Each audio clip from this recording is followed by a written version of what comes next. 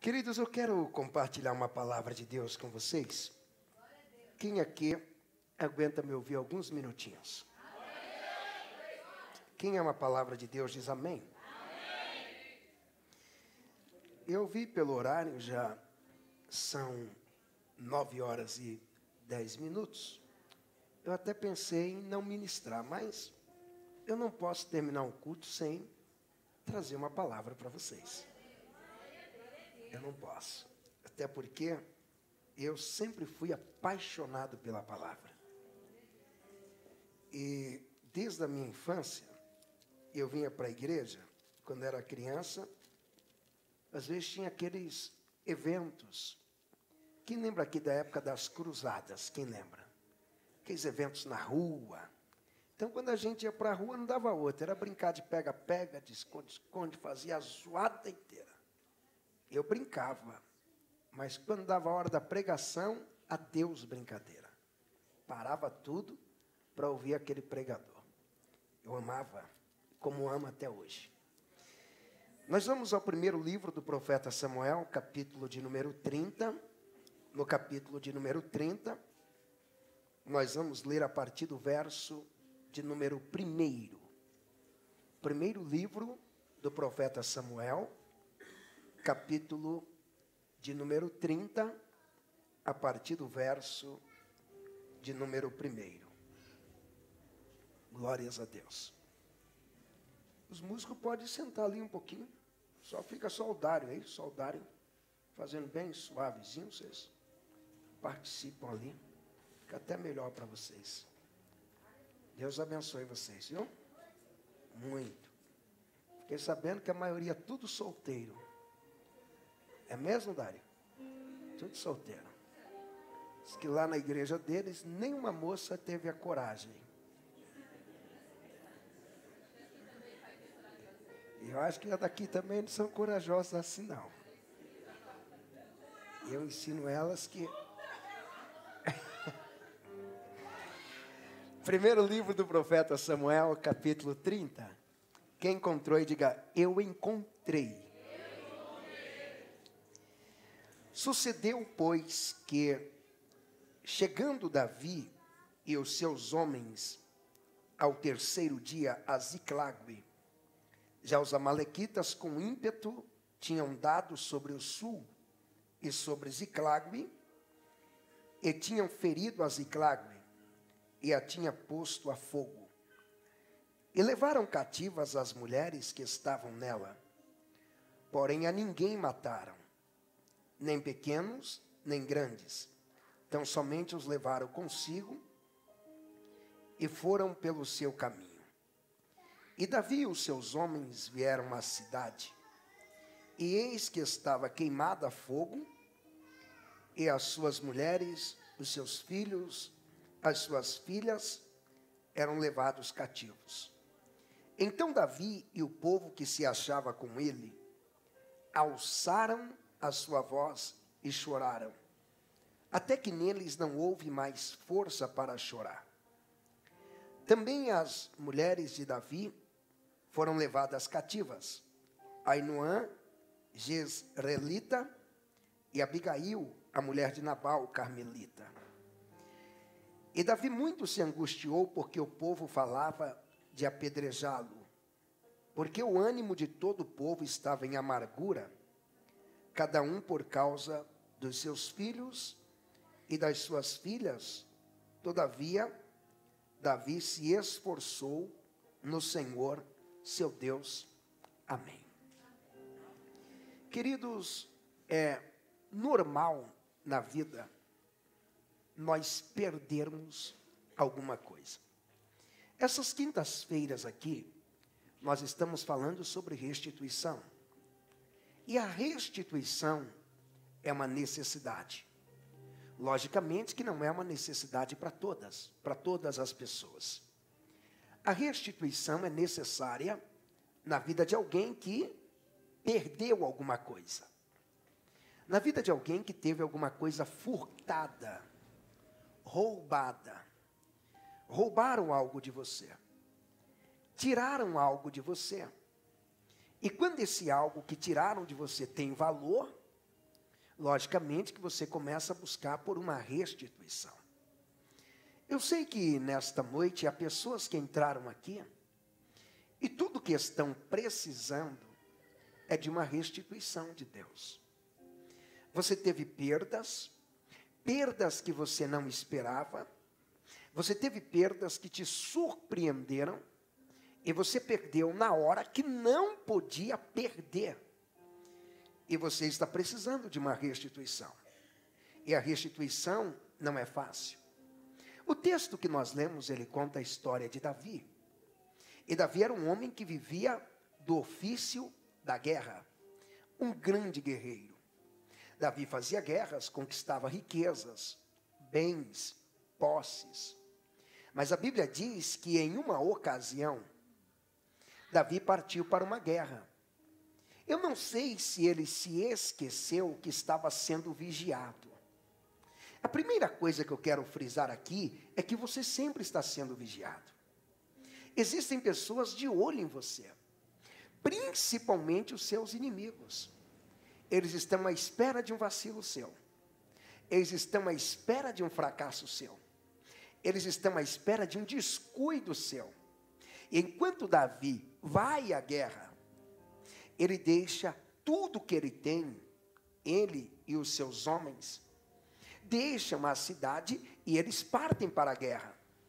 Diz o texto bíblico que os inimigos de Davi, ao perceberem que a cidade estava sem segurança, não tinha ninguém cuidando, não tinham sentinela, não tinham vigia, ninguém estava de olho em nada. Quando eles percebem isso, eles invadem a cidade. E quem estava na cidade? Só as mulheres jovens, que não tinham condições de ir para a guerra, e as crianças. Os inimigos acharam tudo muito fácil, visto que as mulheres já não são muito dadas à violência, à guerra. Eles subjugaram as mulheres e levaram consigo. A Bíblia diz que quando Davi, ele volta da guerra, ele volta da batalha, ele quer voltar para casa. Gente, não tem nada melhor do que a nossa casa.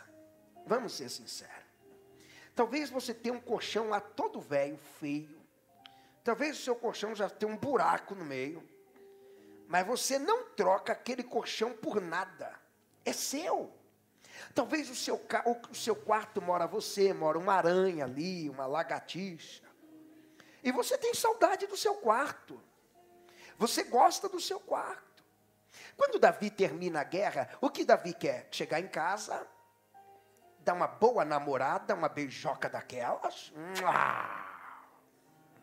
Só os homens digam amém. Está vendo? Por isso, quando o seu marido chegar de um longo dia de trabalho, não brigue com ele. Não lhe dê nenhuma notícia negativa. Dá-lhe uma beijoca daquelas. E um grande abraço. Lá vai Davi, querendo chegar em casa, e lá vem ele cansado, e ele já vai procurando quem? A esposa. Ele quer dar uma beijoca, quando ele procura, ele não acha nada. Ele procurou o endereço da sua casa, nem casa tinha mais. Porque eles tinham saqueado a cidade. E haviam tocado fogo em tudo, queimaram tudo. Imagine um homem dando gritos em desespero. E uma sede de vingança, uma revolta, porque eles haviam perder a família, não pode. Nenhum homem vai aceitar que circunstâncias ou alguém toque na sua família. Lembra que eu disse? Circunstâncias. Depois, alguém. Pastor, que circunstância? A fome, a pobreza, o pecado, os males da vida. O homem aguenta, o homem, ele aguenta andar com sapato velho, sem problema. Ele aguenta andar com carro sem a manutenção do jeito que ele gosta. Mas ele não suporta quando um filho lhe pede alguma coisa, ele não tem para dar. Ele não suporta quando ele chega em casa e ele vê que a família não tem. Se ele não tem, ele aguenta. Mas a família não pode passar essas situações. E quando Davi chega em casa, que ele procura a família e ele não encontra, ele entra em pânico, em desespero. Eu quero a minha família. Davi está pensando, eu quero a minha família, eu quero a minha esposa, eu quero os meus filhos. Eu não vou aceitar que ninguém tire o que é meu. Não, não. E Davi, perdendo tudo, olha o que Davi perde. Carruagens, seus gados, Davi perde o seu dinheiro, todo o seu patrimônio, coisas que ele gastou anos para construir, os inimigos veio e levaram tudo. O que Davi faz? Davi começa a chorar, porque doeu a perda. Às vezes eu fico observando que tem pessoas que perdem, e são pessoas desprovidas de sentimento, elas não estão nem aí, perdi, é a vida, um dia ganha, outro dia perde. Você acha que eu vou ganhar sempre? Davi não pensava assim não. Davi pensava, eu perdi, mas isso não é a minha vida. Pode ser a vida de quem for. A minha não é assim. A minha vida, desde quando Deus me chamou, foi entrar na guerra e vencer o Golias. Foi lutar com o urso, vencer o urso. Eu lutei com o leão, eu venci o leão. Saul tentou me vencer e eu venci ele. Eu fugi para não matá-lo. Eu venci. Eu não aceito. Davi vai até um sacerdote. E quando Davi procura o sacerdote, ele quer saber qual é o posicionamento de Deus. Escute, Deus sempre tem um posicionamento diante das circunstâncias que você enfrenta. Davi pergunta a Deus, o Senhor quer que eu perca mesmo? A sua vontade é essa, que os inimigos invadam o meu espaço e levem tudo que é meu? O Senhor quer isso para mim? É isso que é a sua vontade? Quer dizer que o Senhor me deu uma família para mim perder a família? O Senhor me fez gerar filhos para perder os filhos? E os anos que eu trabalhei para sustentar minha família, e agora? A palavra de Deus veio. E a palavra de Deus que veio para Davi foi o seguinte: persegue os inimigos. Sabe por quê? Vai haver restituição. Eu venho esta noite trazer uma palavra profética do coração de Deus para a tua vida. Eu não sei o que você perdeu e nem quanto você perdeu, mas Deus me trouxe para dizer, vai haver restituição. Vai haver restituição. E Davi se prepara para restituir. Mas a restituição não é fácil. Restituição não é algo que você ganha. Uau! O pastor orou e eu restituí. Não, alguém colocou a mão na minha cabeça e a restituição chegou. Não foi assim. Para restituir, a primeira coisa que Davi fez foi tomar uma atitude. Escute. Um grande problema que nós temos no mundo hoje são as atitudes das pessoas. Eu gostaria de chamar a sua atenção para pensar em algumas coisas. Em primeiro lugar, o mundo tem riqueza o suficiente para todo mundo. Pastor, não tem. Olha a história, o PIB do Brasil só aumenta. Ele não cai não, ele só aumenta. A cada década, a cada época. Quando eu nasci, o Brasil não era tão rico como é hoje. O Brasil ficou mais rico. Segundo lugar, eu quero que você entenda que é vontade de Deus que você viva bem. Que você tenha padrão de vida. E outra coisa que você precisa colocar na sua mente é que a crise não é o fator determinante para nós. Pastor, só tem que entender que está em crise. Quer dizer que eu tenho que entender que está em crise e as pessoas que estão enriquecendo na crise não estão entendendo nada disso. Enquanto você está olhando sua crise, tem gente ganhando muito dinheiro nessa crise. Tem gente que está aumentando, tem crentes que estão trazendo dízimos mais altos para a igreja. Tem pessoas que estão dando esmolas maiores. Tem lojas que estão vendendo mais. Tem empresas que estão ampliando. Pastor, não entendi. Então não tem crise? Escuta, tudo é uma questão de atitude. Vai depender de como você age. De como você pensa. Olha o Davi não tinha mais nada. Ele não tinha família, ele não tinha dinheiro. Ele não tinha nada, ele só chorava. E de repente, ele tomou uma atitude. Quando você perde, a primeira coisa que você tem que fazer é tomar uma atitude. Você não deve perder e ficar lá chorando. Eu perdi um dia da caça, outro dia do caçador. Eu nasci para perder mesmo. Não. Você tem que ser alguém de atitude. Você tem que ser alguém de dizer, eu perdi, mas eu não aceito isso. Eu perdi, mas não pensa que eu vou ficar aqui assistindo. Não, eu vou reagir. Deus te trouxe aqui hoje para dizer: reage. Ei, reage. Perdeu? Reage. Perdeu? Lute. Tome uma atitude. No mundo existem alguns tipos de pessoas. Primeiro, existem as pessoas que sabem que as coisas acontecem. Elas sabem que tem gente ganhando dinheiro, sabem que tem gente perdendo dinheiro, sabem que tem gente crescendo, tem gente regredindo, sabem que as coisas estão dando certo para uns, dando errado para outras. Pessoas teóricas, elas sabem o que acontece. Tem outras que assistem tudo o que acontece. Quando você pergunta o programa televisivo, ela diz: eu assisti. E o outro eu também assisti. E o filme eu assisti. Eu assisti. O ataque das Torres Gêmeas eu assisti. As desgraças causadas pelos terroristas eu assisti. Teve um acidente, eu assisti. Sabe de tudo. Elas veem tudo o que acontece. Tem outras pessoas que têm o prazer de divulgar tudo o que acontece.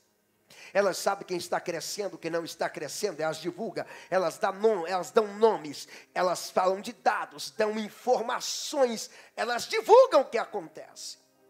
Mas existe um quarto tipo de pessoa, que esse me surpreende. Qual é? São pessoas que fazem a coisa acontecer. Não, são pessoas que não ficam assistindo, são pessoas que pensam: eu faço acontecer, eu vou fazer. São pessoas que têm atitude. É isso que você está precisando. Entenda que o problema da sua vida não está na sua cor de pele. O problema da sua vida não está em ter nascido pobre. O problema da sua vida maior não é o fato dos teus pais terem se separado quando você ainda era criança. O maior problema da sua vida não está com o governo corrupto dessa nação. O maior problema é que você não está fazendo nada acontecer. Mas Deus te trouxe aqui hoje e está dizendo: eu te darei sabedoria, inteligência. Só quem vai fazer a coisa acontecer, dá um grito de vitória bem alto, vai fazer a coisa acontecer. Tome uma atitude, age. Então Davi primeiro toma uma atitude, e essa atitude ele vai até o profeta, aliás até o sacerdote. Ele toma atitude e vai até o sacerdote. Mas ele não para por aí, simplesmente na atitude. Além de Davi tomar atitude de ir até o sacerdote liberou uma palavra para ele. Olha o que o sacerdote disse: persegue, vai. A palavra foi dada, escute isso. Nunca fique esperando Deus jogar dinheiro na sua casa. Nem fica esperando que você vai se assentar e Deus vai trazer um currículo e colocar na sua mesa e dizer: assina, é seu. Não fique esperando que Deus, ele vai trazer uma chave de um carro, fazer: oh, você dormiu, acordou, pastor, a chave está aqui, e um bilhetinho escrito por Deus: vá na concessionária, eu já te dei a chave, o carro é seu. Não! Sabe o que é que Deus faz sempre? Deus é o Deus que libera palavras. Tudo que Deus faz é liberar palavras. Não é à toa que você chega aqui com um grande problema, tudo que Deus faz é te dar uma palavra. Você chegou triste, ele te dá uma palavra. Pastor, mas é assim? Gente, Deus criou o mundo com uma palavra. Está escrito em Hebreus capítulo de número 11 e o verso 3. Pela fé entendemos que os mundos pela palavra de Deus foram criados. Ou seja, Deus ia falando, ia criando, falando e criando, falando e criando, falando e criando. Quando Deus nos fez a sua imagem e a sua semelhança, Deus deu a nós algo que Ele tem. E o que é palavra? Observa, o boi não fala. Seu cachorrinho também não fala. Ei, o seu passarinho também não fala. Quem é que fala? Os seus amigos humanos. Se Deus criou as coisas pela palavra, quando Ele nos deu a palavra, Ele está nos dando o poder de criar também. A sua vida é criada de acordo com a sua palavra. Quando você coloca os princípios de Deus da sua boca, no seu coração, por isso que o salmista disse: o segredo de eu não pecar não é o medo do inferno. O segredo que não me deixa pecar não é o medo do tribunal e de ser julgado. É porque eu escondi a tua palavra no meu coração. ela foi colocada aqui. A palavra é tão poderosa. Você sabe quem era Jesus? Jesus era uma palavra que se materializou.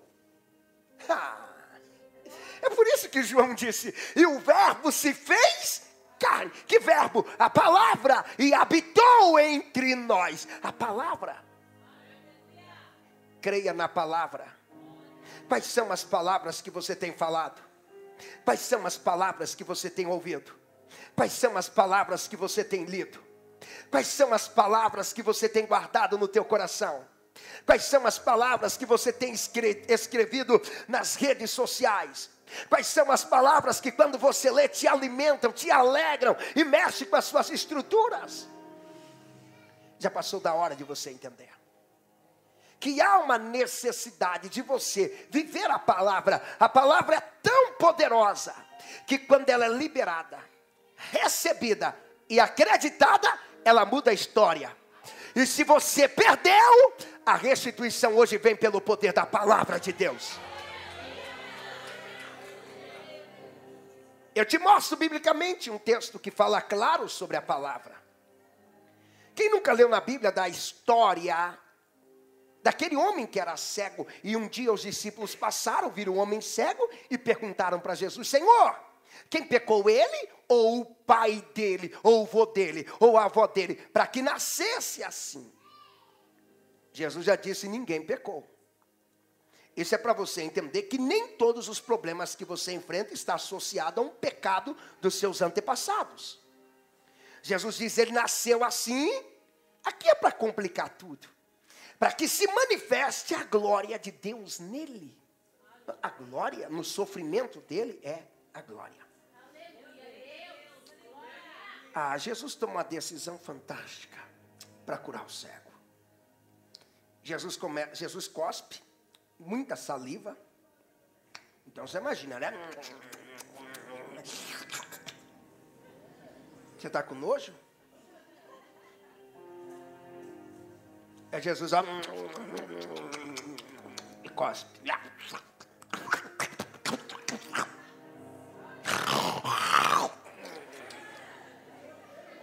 Você faz isso na sua casa e você não fica com nojo de você. Por que está assustado comigo?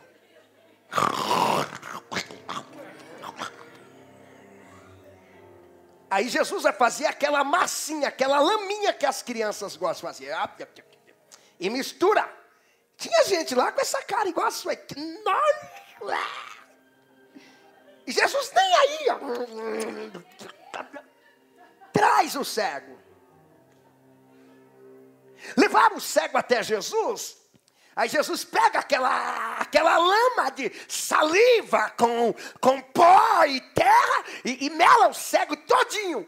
Eu acredito que teve pessoas que olhou e disse: ei, você agora está mal. Antes você era só cego. Agora chegou até Jesus, é cego e sujo. Que nojento. E lá vai o cego sendo guiado por alguém. E alguém dizendo: valeu a pena ter ido naquele culto? E o cego: valeu. Mas ele te sujou todo. Não, mas valeu. Ele nem te curou. Não, mas valeu. Porque ele continuou cego. Escuta, ele estava cego e sujo. Jesus não curou ele. Jesus disse: vá e lava lá no tanque de Siloé. Ele saiu de lá cego e sujo, mas ele vinha feliz. Quando alguém dizia: você está sujo, ele dizia: eu estou cego e sujo, mas ele me deu uma palavra, e eu estou levando essa palavra. Ele me deu uma palavra. Ele me deu uma palavra. Ei! Essa noite você não sai daqui com os reais que você perdeu. Você não sai dirigindo aqui o carro que você perdeu. Alguém vai dizer: que restituição você teve lá? Você vai dizer: eu saí daquele culto com uma palavra de vitória para a minha vida. Quem crê nessa palavra, dá a maior glória desse culto. Uma palavra foi dada. Davi partiu com a palavra.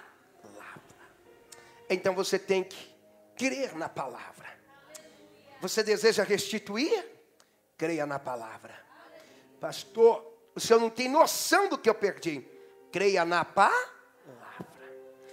Terceiro lugar, o que o rei Davi faz? Ele vai para a guerra.